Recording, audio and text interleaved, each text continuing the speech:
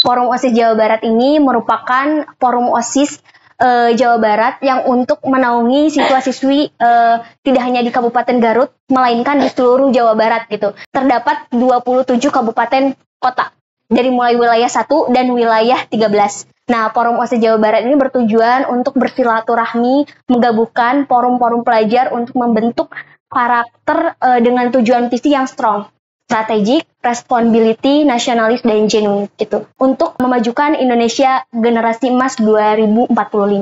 Seoptimis apa Mila melihat Indonesia menuju generasi emas di tahun 2045? Itu 100 tahunnya Indonesia merdeka, dan harapannya ya Kang, generasi muda yang ada di Indonesia ini dapat lebih berkembang dari segi apapun itu.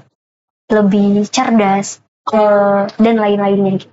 Saya pengen selalu produktif, kan nanti saya masuk kuliah ya di IPB, saya ingin aktif di berbagai organisasi. Jadi tidak hanya di SMA, melainkan nanti kalau masuk kuliahan juga saya ingin aktif seperti itu. Menurut Mila, seberapa penting sih bahasa Inggris? Sangat penting, karena bahasa Inggris ini bahasa internasional yang bakal membantu kita di era masa yang akan datang. Di era 2045, itu bahasa Inggris sangat diperlukan. Karena salah satu komunikasi kita bisa mendunia gitu Kang. Dengan adanya program dari Primary English juga ini sangat-sangat membantu bagi siswa-siswi di Kabupaten Garut. Halo teman-teman Primary English, terima kasih masih menyaksikan Primary English Podcast. Hari ini kita kedatangan seorang teman dari Forum OSIS Jawa Barat wilayah 11 ataupun wilayah Garut ya, bersama Mila Destiani. Halo Mila. Halo Kang, perkenalkan nama saya Mila Destiani. Saya asal dari SMA Negeri 3 Garut. Di Forum OSIS Jawa Barat ini saya menjabat koordinator wilayah 11 atau lebih dikenal sebagai Ketua Forum OSIS Jawa Barat Kabupaten Garut. Oke, Mila Destiani. Panggilannya apa? Mila. Mila aja ya? Mila aja. Baik, Mila. Boleh tahu nggak sekarang kegiatannya sedang apa? Ya, selain mungkin nanti kita akan ngobrol banyak mengenai Forum OSIS wilayah Jabar ini ya. Gitu ya. Kegiatan saat ini saya masih aktif di Forum OSIS Jawa Barat karena Forum OSIS Jawa Barat ini sedang mengadakan program kegiatan Gathering of Leader with Forum OSIS Jawa Barat, di mana nanti bakal ada sebuah program di Kabupaten Garut sendiri. Terus keseharian saya sekarang karena kelas 12 ini sudah tinggal memasuki saat nanti kuliah, jadi sudah ada tidak ada pembelajaran. Paling saya belajar sedikit-sedikit materi buat nanti masuk kuliah gitu. Oke, boleh dikasih tahu teman-temannya deh, masuk kuliah jurusan apa nih? Terima di mana? Alhamdulillah saya masuk lewat jalur SNBP atau lebih dikenal seleksi berdasarkan prestasi nilai rapot di Fakultas Kedokteran Hewan dan Biomedis, Departemen Kedokteran Hewan IPB University. Oke, jadi kita juga ikut seneng ya, Mila ya. Selamat untuk prestasinya. Mudah-mudahan nanti lancar ya. Amin. Itu kan istilahnya tadi Mila sempat ngobrol di belakang bahwa ini sama ya dari SMA 3 Negeri Garut ya. Iya, jadi betul. kita ucapkan selamat untuk Mila sendiri dan juga untuk mungkin para guru sekolah SMA 3 Garut ya. Iya. Ya, semoga lancar ya. Amin. Baik Mil, kita akan ngobrol mungkin mulai dari ketertarikan Mila nih ya. Misalkan gimana sih cerita awalnya bisa masuk ke Forum OSIS Jabar wilayah 11? Pengen masuk ke Forum OSIS Jawa Barat itu kan waktu dulu tuh ada kakak kelas, waktu posisinya saya kelas 10. Itu tuh waktu Gen 9, waktu koordinator wilayahnya itu Teh Eva. Saya mengikuti beberapa program kayak sebagai anggota dari awal tuh anggota kayak ikut kegiatan ini, daftar ya seperti kalau ini siswa-siswa yang daftar kegiatannya gitu. Tapi pas buka kaderisasi di Gen 10 itu saya mulai tertarik. Walau waktu itu tuh posisinya kalau di sekolah tuh prestasi akademik saya menurun. Tapi saya tidak memikirkan itu. Ya nggak apa-apa, kita mencoba aja. Bukannya fokus ke akademik, tapi malah mendaftar sana-sini organisasi. Dari sana saya daftar organisasi, pada akhirnya saya keterima. Dan alhamdulillah gitu, setelah saya mengikuti FOJB ini, justru manajemen waktu saya semakin teratur. Dari sanalah saya belajar gitu. Emang apa yang membuat Mila tertarik banget ke FOJB gitu? Kan di sekolah juga sudah ada OSIS, ada ekskul yang lain gitu ya. Kenapa sih kok bisa sangat tertarik ke sana? Karena kalau misalkan di sekolah, itu hanya lingkupannya sekolah. Sedangkan untuk di FOJB kita mengenal orang-orang di luar sekolah. Jadi istilahnya kita berorganisasi tidak hanya di dalam sekolah tapi di luar sekolah. Kalau misalkan FOJB nih kan Forum OSIS Jawa Barat, itu se-Jawa Barat. Kita bisa kenal budaya bahkan kultur orang-orang. Contohnya ya teman-teman saya di wilayah 1 Kabupaten Bogor, saya juga mengenal teman-teman saya di wilayah 13 Kabupaten Ciamis, Kota Banjar dan Pangandaran gitu. Dan dari sanalah kita belajar gitu. Bahwasannya ada perbedaan, tapi dalam sebuah organisasi ini bagaimana cara menyatukan sebuah pikiran gitu. Oke. Kalau visi dan misinya sendiri, Mila tahu nggak apa sih FOJB 11 visi dan misinya? Forum OSIS Jawa Barat ini merupakan forum OSIS Jawa Barat yang untuk menaungi siswa-siswi tidak hanya di Kabupaten Garut, melainkan di seluruh Jawa Barat gitu. Baik terdapat 27 kabupaten kota dari mulai wilayah 1 dan wilayah 13. Dan kebetulan Garut ini wilayah 11, satu daerah yaitu Kabupaten Garut saja. Nah, Forum OSIS Jawa Barat ini bertujuan untuk bersilaturahmi, menggabungkan forum-forum pelajar untuk membentuk karakter dengan tujuan visi yang strong, strategic, responsibility, nasionalis, dan genuine gitu. Itu merupakan untuk memajukan Indonesia generasi emas 2045. Oke, jadi menarik sekali. Kalau ini Mila, mungkin masih ada teman-teman yang istilahnya ragu nih, ya, yang pengen gabung ke FOJB. Sulit nggak sih kalau misalkan ada teman-teman kelas 10, 11, boleh diceritain persyaratannya apa aja mungkin itu? Kalau misalkan ingin bergabung itu yang pertama merupakan siswa SMA ya Kang. Tapi yang intinya niat dan ikuti seleksi pendaftaran. Tapi sekarang tuh banyak hambatan di mana ketika banyak yang daftar tuh malah bilang gini, takut tidak bisa menyimbangi yang namanya akademik dan non akademik. Dan itu ngajaknya itu yang agak susah tuh.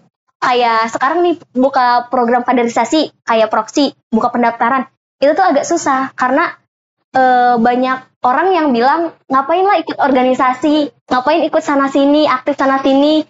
Mending kita fokus untuk belajar gitu, belajar. Tapi dengan ikut organisasi lah, kita mampu jauh lebih belajar gitu dari sana tuh. Maka terdorong untuk berkreativitas, bersosialisasi, tidak hanya di lingkungan sekolah, melainkan di lingkungan di luar sekolah gitu. Justru ketika berorganisasi itu kita mainnya jadi lebih jauh ya. Iya. Yang tadi yang Ica sampaikan kan, saya kan nanya kenapa nggak di OSIS sekolah aja, justru kita bisa kenalan dengan OSIS-OSIS yang lain ya. Iya, betul. OSIS di Jawa Barat gitu Kak. Baik, supaya teman-teman lebih tertarik lagi nih Mil, boleh ceritakan program-program yang sudah dilaksanakan selama setahun kebelakang oleh Mila dan teman-teman. Siap. Program kerja di Forum OSIS Jawa Barat tuh ada 2. Ada program turunan, yaitu program pusat yang diturunkan ke berbagai wilayah. Ada juga program yang hanya dilakukan di wilayah. Nah, kalau misalkan program turunan, itu kita udah mengadakan one day training, ODT. Kita udah melakukan fase FOJB Round Go to School. Kita juga udah melakukan kegiatan GOP gitu. Nah, kalau GOP ini, itu merupakan program dari wilayah yang hanya dilakukan hanya di wilayah tersebut. Ada juga program yang dari pusat, yang kemarin itu sampai ngundang Juicy Lucy, Kak Pina Mulyana. Itu merupakan program WJSLS, West Java Student Leader Summit di sana. Dan itu perkumpulan pelajar se-Jawa Barat. Kemarin mengadakannya di Telkom University. Dihadiri oleh 2.000 pelajar se-Jawa Barat. Jadi merinding nih saya dengar. Jadi ketemu teman-teman se-Jawa Barat ya? Iya, betul. Itu. Terus ada juga sekarang proksi, kegiatan program kaderisasi. Setelah itu ada SLMC. Itu merupakan kegiatan atau program dipilihnya 100 ketua OSIS terbaik se-Jawa Barat dan untuk diberikan mentor pelatihan yang langsung di Jakarta. Oh. Itu udah terlaksana atau belum? Itu terlaksananya setelah proksi ini. Jadi di bulan apa? Di bulan Mei ya nih. Mei ya, berarti bulan depan. Iya. Jadi nanti akan dipilih dan langsung di mentoring langsung. Iya, di mentoring langsung. Jadi saya rasa ini program yang menarik buat teman-teman SMA ya. Selain tadi bisa menambah silaturahmi, nambah teman, justru tadi Mila juga sampaikan, justru dengan mengikuti ini jadwalnya jadi lebih tertata kan? Iya, tadi, betul. Ya? Jadi jangan khawatir mengenai takutnya misalkan manajemen waktunya ya. Baik Mil, dari sekian program yang Mila sudah jalankan gitu ya, kira-kira apa yang dihadapi oleh Mila nih? Kebetulan saya di sekolah sebagai ketua OSIS, terbagi-bagi waktunya, sehingga dari sana harus makin pintar ke kitanya gitu. Itu tantangannya sih. Kalau sama teman-teman, itu kan kalau pribadi ya, jadi bagaimana manajemen waktu. Tapi kalau misalkan tantangan secara keseluruhan sama teman-teman ada sama pengurus yang lainnya. Paling tantangannya dari jarak. Ketika kita mau kumpulan, itu jaraknya. Kan kalau misalkan di Garut aja nih, dari daerah Lewo ke Garut tuh agak jauh.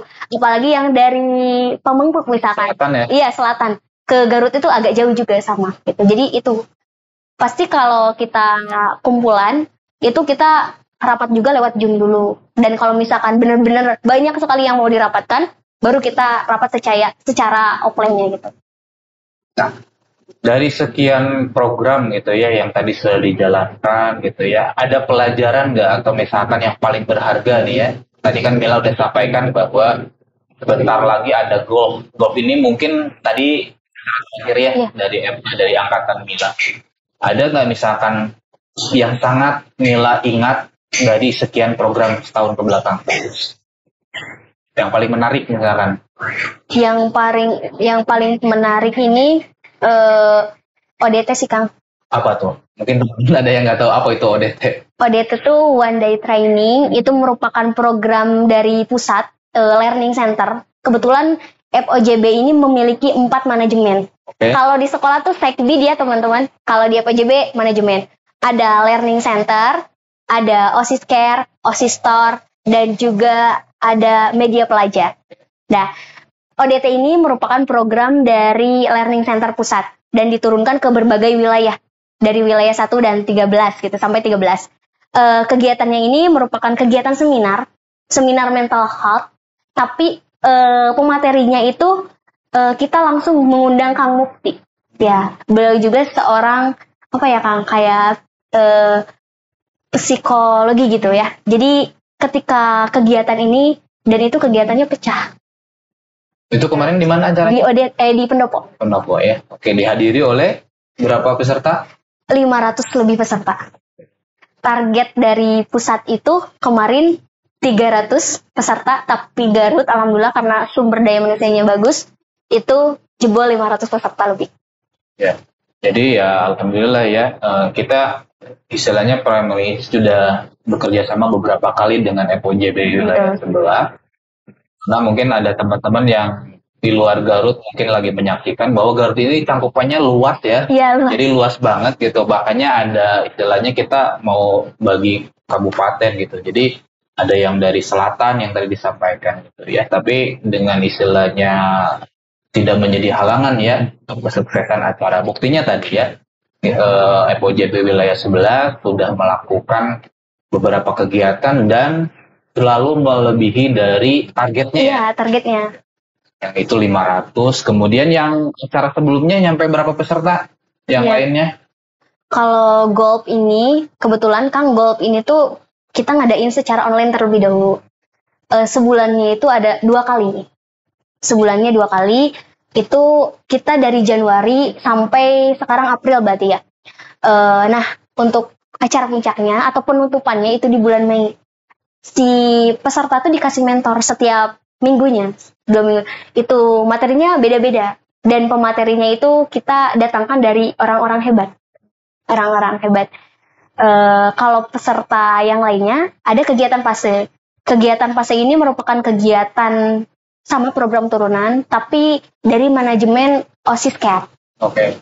Kita datang ke sekolah-sekolah, kan judulnya FOJB Around Go to School kan. Datang ke sekolah-sekolah dengan peserta yang beda-beda. Nah, setiap sekolah juga kulturnya beda-beda, udah beda-beda. Waktu itu pernah tes teman 14 Garut, terus yang di Limbangan tuh Sunan Rahmat, terus yang kemarin Persis, MA Persis, itu beda-beda. Kalau yang di Persis itu nyampe ratusan gitu. Kalau yang di Sunan Rahmat 50-an lebih. Tergantung aula atau auditoriumnya gitu. Dan itu beda-beda, kegiatannya beda-beda. Terus ada coaching. Coaching tuh dari Emina. Jadi pelatihan selama kegiatan fase itu kita datang ke sekolah, mendatangkan pemateri. Pematerinya langsung dari Bandung. Dan juga ada pelatihan dari Emina gitu. Kalau ini apa namanya, untuk acara yang golf ini targetnya berapa peserta nih buat nanti? Target golf ini 500 peserta, Kang. Ya mudah-mudahan nanti bisa di ruangan yang diinginkan tadi ya. Amin. Ya. Persiapannya sudah sampai mana nih yang golf? Persiapannya kita udah 50% lah. Udah hampir jalan. Kemarin juga udah rapat berkali-kali, memasukkan surat untuk perizinan tempat dan lain-lain. Tinggal nunggu hari dan buka pendaftaran golfnya. Gitu. Jadi mungkin nanti teman-teman yang mau ikutan boleh ya? Iya, langsung daftar. Boleh deh Emil diajak lagi ke teman-teman istilahnya yang masih ragu nih untuk daftar ke Forum OSIS Jabar. Buat teman-teman yang ingin daftar ke Forum OSIS Jawa Barat, jangan pernah ragu karena benar-benar Forum OSIS Jawa Barat ini sebuah organisasi, kalau istilahnya mah Kang jadi rumah gitu. Kita mampu belajar, berorganisasi, dan ada kekeluargaannya juga gitu. Jangan pernah ragu atau jangan pernah menganggap akademiknya terganggu. Itu salah besar. Karena kalau kita manajemen waktunya sudah tepat, itu insya Allah gitu. Akademiknya lancar, non-akademiknya juga lancar. Ada harapan nggak dari Mila untuk generasi FOJB wilayah 11 selanjutnya barangkali? Ada. Harapannya buat FOJB generasi 12 mungkin ya. Semoga lebih baik lagi dari gen sebelumnya. Dan kesalahan-kesalahan di gen 11 ini nanti akan diperbaiki untuk di gen 12-nya. Dari segi apapun gitu Kak. Dan program kerja di gen 11 yang belum terlaksana mungkin bakal dilaksanakan di gen 12. Intinya sukses selalu untuk FOJB wilayah 11 khususnya, dan semoga bisa lebih baik lagi dari gen 11 ini. Kalau dari segi program itu seberapa besar sih kita istilahnya diberikan keleluasaan untuk membuat program? Dari pusat. Ya.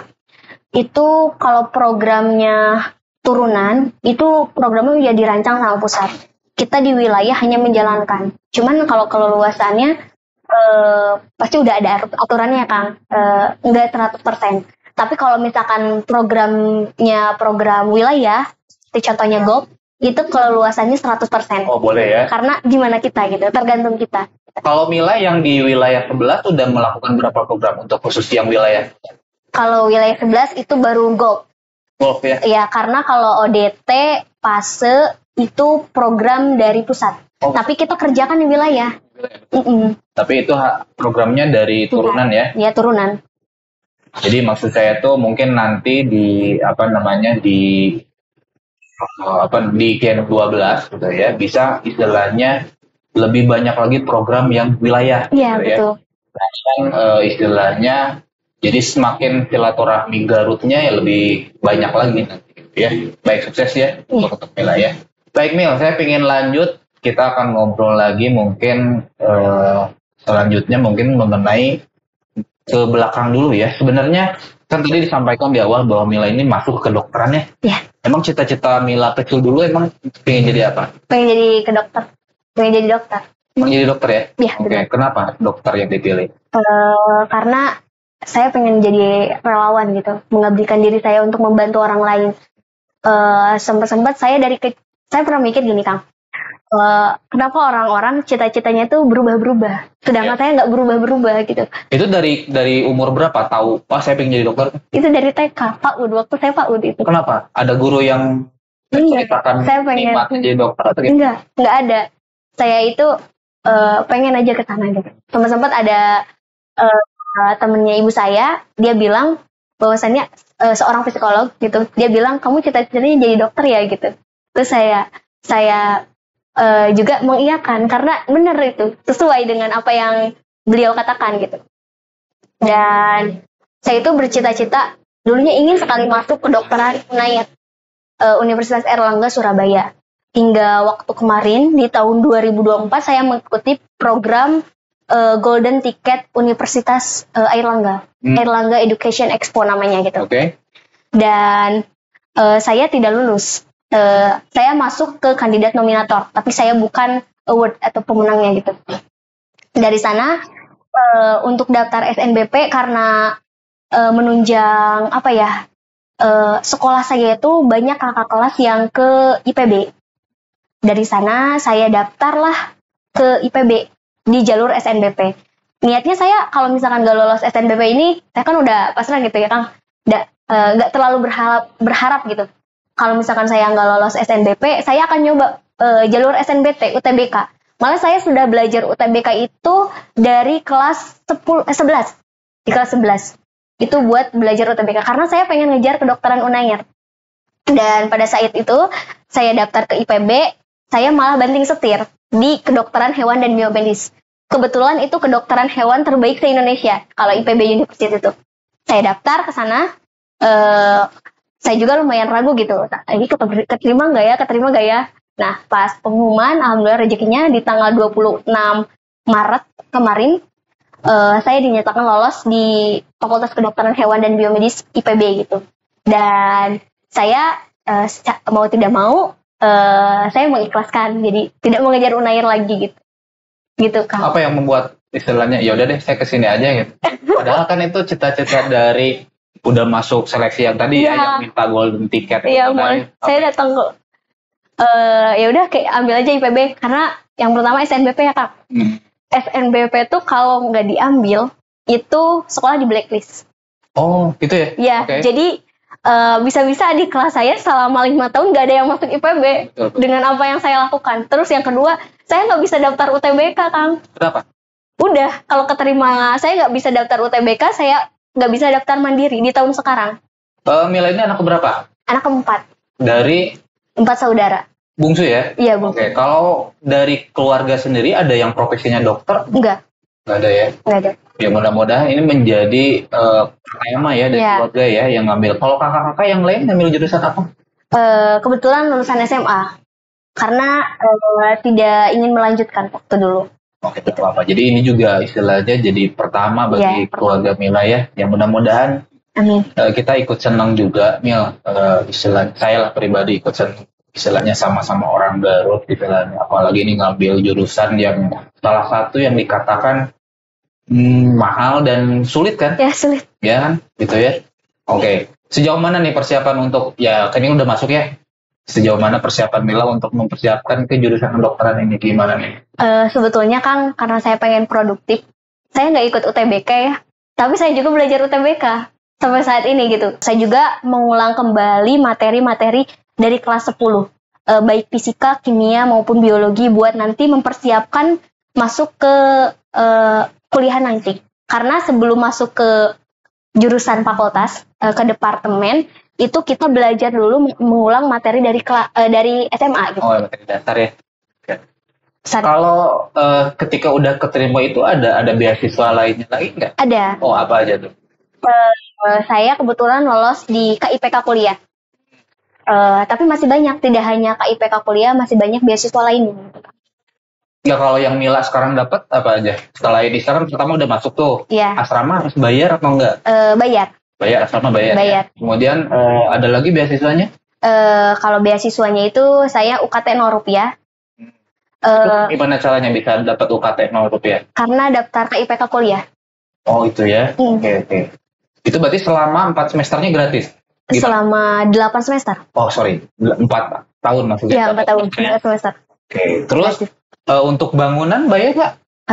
Kebetulan tidak. Tidak ada juga, jadi hanya bayar asrama? Iya, hanya bayar asrama. Selama 4 tahunnya? Iya, selama 4 tahun. Jadi iya mudah-mudahan lancar ya Mil. Amin. Kemudian ya saya informasikan juga kalau di kampus itu beasiswa banyak banget. Iya. Ya. Mungkin Mila juga sudah, karena sekarang eranya udah gampang ya, di sosial media udah banyak pertebaran gitu ya. Banyak sekali beasiswa yang bisa diraih di sana ya. Jadi untuk nambah-nambah uang saku ataupun uang buku banyak, saya pastikan nanti ya. ada salah satunya mungkin dari beasiswa Jarum, IPB itu kalau tidak salah masuk, gitu ya. IPB itu masuk, kemudian dari produk juga banyak lah, nanti bisa dicari ya. Oke. Baik Mil, selanjutnya saya ingin ngobrol ke masalah pendidikan nih Mil, kalau boleh ya, gitu ya. Mila memandang pendidikan di Indonesia secara umum atau mungkin yang Mila rasakan deh, gimana nih? Apakah perlu ada perubahan atau perlu perbaikan? Menurut Mila aja, yang istilahnya sudah merasakan 12 tahun sekolah di Garut. Iya, setelah di zaman sekarang ya Kang, saat menterinya sama Bapak Nadiem Makarim, itu ada sangat perubahan. Karena apalagi program pendidikan ini diubah menjadi kurikulum merdeka. Dalam artian teknologi kan, belajar secara teknologi gitu. Dan emang itu sangat diperuntukkan di zaman sekarang gitu. Kalau misalkan kemarin ketika COVID nih, Iya. itu kan istilahnya kita sama-sama hampir 2 tahun lebih lah, kita semua online. Berarti Mila itu lagi kelas 10 ya? Iya, kelas 10. 10 itu full online berarti? Setengah. Setengah ya? Kalau kelas 9? Kelas 9 full. Full online? Iya, di rumah. Oke, jadi ini istilahnya dirasakan seluruh dunia gitu ya. Ada merasakan ketertinggalan nggak sih dari segi pembelajaran? Kan biasanya ketemu sama guru langsung. Iya. Ini kan banyak cerita ya, gimana Mila? Iya, tapi sangat tertinggal karena kebanyakan teman-teman tuh malas. Termasuk diri saya gitu kan. Jadi kadang itu juga pembelajaran setiap harinya, kadang ada kadang enggak. Dari SMP berapa Mila tuh? Dari SMP Negeri 2 Kersamana. Oke, jadi nih teman-teman yang lagi menonton ataupun sekolah, mungkin ini adalah alumnus dari SMP Negeri 2 Kersamana. Mana ya? Baik Mil, saya ingin lanjut lagi ke literasi nih Mil. Iya. Gitu ya, mungkin di beberapa program FOJB juga ada salah satunya meningkatkan literasi ya. Iya. Sejauh mana Mila melihat literasi di Garut ataupun di Indonesia nih, gimana? Aduh, gimana ya Kang? Literasi itu masih kurang direalisasikan. Kebanyakan orang-orang tuh jarang untuk budayakan literasi gitu. Malahan dari sinilah kita sebagai generasi muda harus membuat atau membangun gerakan literasi gitu. Sekarang kan ada literasi digital dan lain-lain. Nah, dari sanalah kita sebagai generasi muda perlu meningkatkan dengan adanya program literasi digital. Gitu. Oke. Kalau seorang Mila itu gimana sih caranya? Kan salah satu literasi itu adalah budaya untuk membaca ya. Iya, budaya untuk membaca gitu ya. Gimana sih seorang Mila istilahnya memberikan tips dan trik kepada teman-teman yang istilahnya masih kurang minat untuk membaca? Tips untuk meningkatkan membaca itu hobi. Tapi kalau misalkan kita nggak ada hobi di sana, setidaknya kita bisa membaca 15 menit aja setiap harinya. Dari sana kalau udah setiap hari itu ada ketertarikan. Lama-lama juga bakal menjadi suka dan jadi hobi gitu. Jadi dari belajar kecil-kecilan dulu gitu. Atau membaca situs-situs web di media sosial. Tapi bukan berarti membaca gosip gitu ya Kang. Nah, jadi membaca buku-buku, kan sekarang banyak buku self improvement dan lain-lain gitu. Dari sanalah nanti bakal ada ketertarikan dari diri kita gitu. Kalau Mila suka baca buku novel, fiksi atau non fiksi yang paling disukai? Buku self improvement. Ya berarti non fiksi, Yeah. ya. Yeah, Self improvement yang paling bagus menurut Mila yang pernah dibaca apa? Mindset. Iya. Oke, dari siapa tuh? Itu seorang ilmuwan dari Stanford University.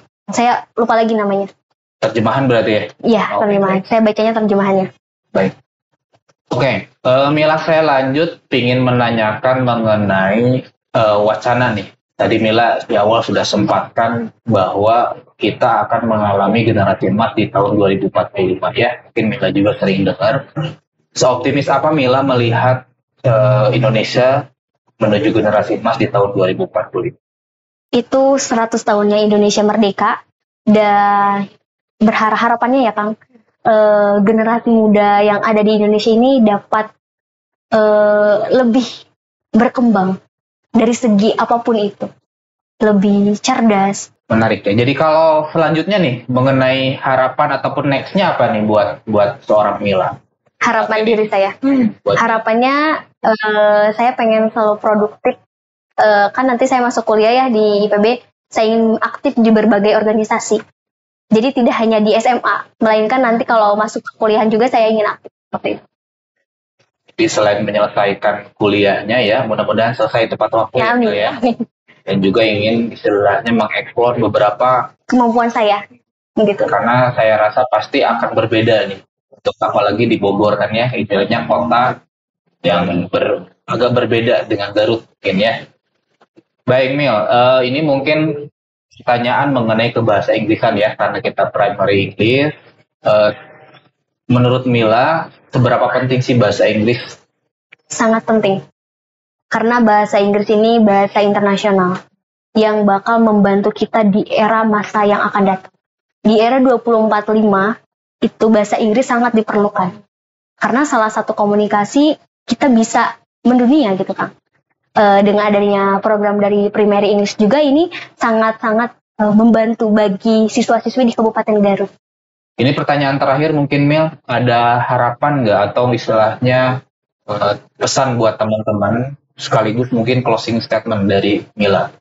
Oke, harapannya buat teman-teman semua dari teman-teman SMA Negeri 3 Garut, teman-teman OSIS dan teman-teman Forum OSIS Jawa Barat, semoga kita selalu sukses dan jangan pernah takut untuk mencoba. Gagal itu hal yang wajar.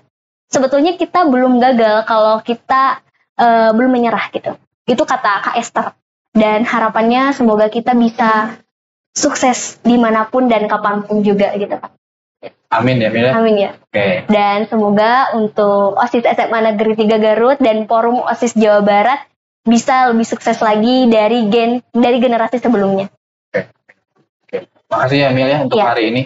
Kita juga ikut senang tadi kita sampaikan. Selamat sekali lagi ya atas masuknya ke jurusan kedokteran di IPB untuk Mila. Kemudian tadi cita-cita juga semoga selesai 4 tahun gitu ya, organisasinya juga aman.